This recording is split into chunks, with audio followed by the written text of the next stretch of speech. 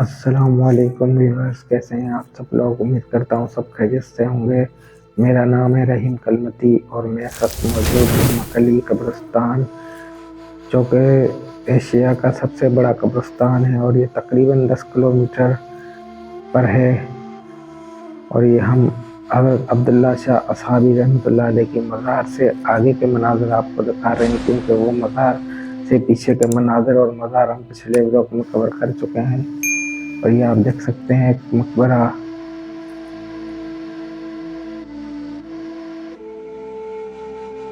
और ये हम आपको आगे ले चल रहे हैं।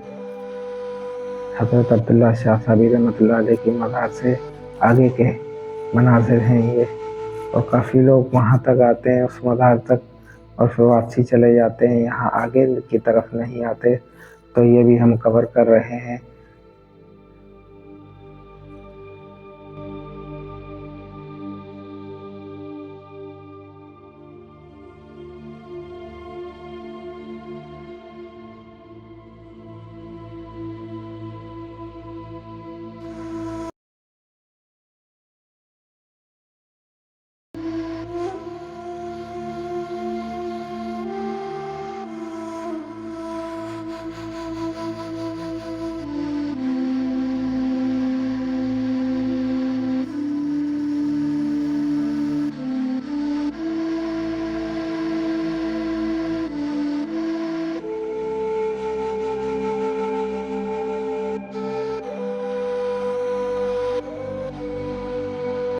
और ये आप देख सकते हैं, ये जो मज़ार है ये हज़रत जिया रहमतुल्लाह अलैह की मज़ार है।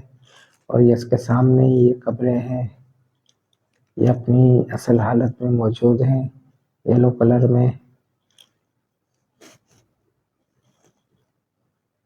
ये गेट है हज़रत जिया रहमतुल्लाह अलैह की मज़ार का।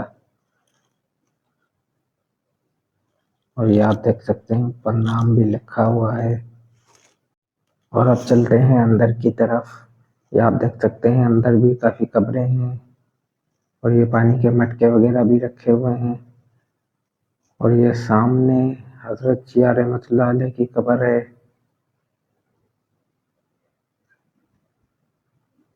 इनके बारे में कहा जाता है कि हज़रत गौस बाहुद्दीन ज़करिया रहमतुल्लाह अलैह के खलीफे हुआ करते थे। और इनके बारे में यह भी कहा जाता है कि ये अपने ऊपर गुंबद बनने नहीं देते। ये देख सकते हैं आप, ऊपर गुंबद नहीं है। ये गुंबद बनाया गया था मगर गिर गया। और ये हमें एक मकबरा मिला है जिसकी सीढ़ियाँ भी ऊपर जा रही हैं। और ये आप देख सकते हैं एक वक्त में एक ही बंदा ऊपर चढ़ सकता है।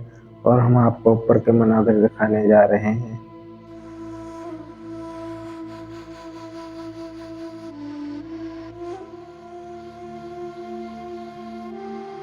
ये देख सकते हैं हम ऊपर पहुंच गए, और ये अब ऊपर के मनाज़िर हैं। ये देखें एक ही कब्र है इसमें।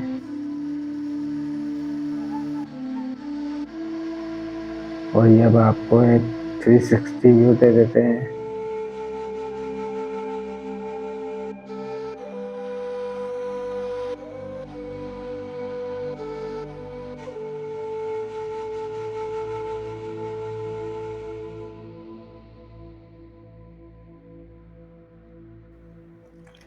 ये देख सकते हैं आप 360 व्यू।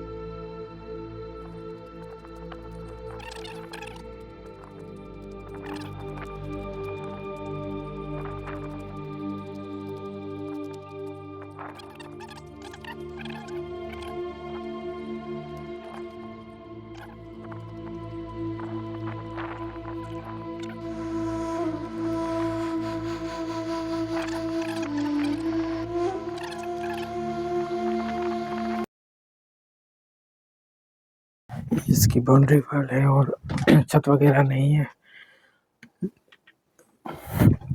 ये फिर सीढ़ियाँ हैं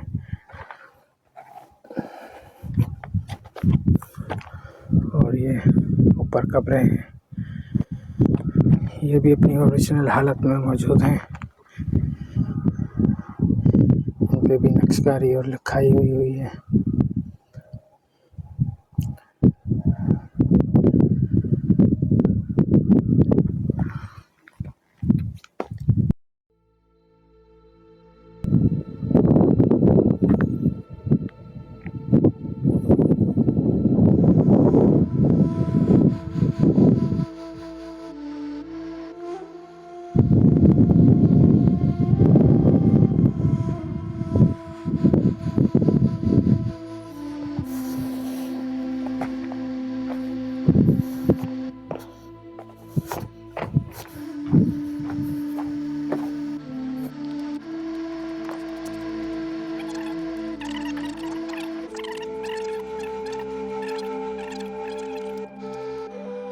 ये अब आप सामने जो देख रहे हैं, ये यहाँ से सम्मा खानदान के मकबरे वगैरह शुरू हो जाते हैं।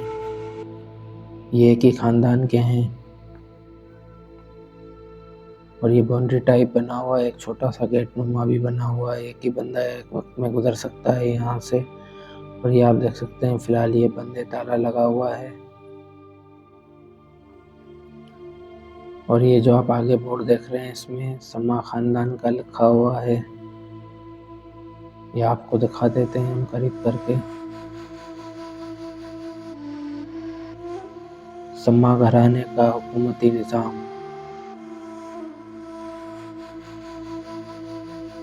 ये आप जूम करके देख सकते हैं। इसमें ये हिस्ट्री नहीं लिखी हुई कि कब से कब तक इन्होंने हुकूमत की।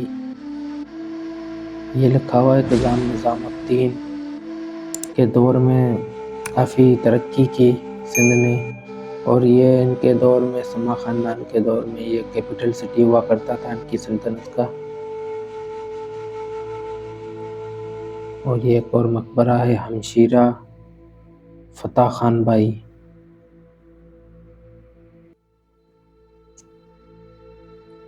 अब चलते हैं अंदर की तरफ, देखते हैं अंदर से।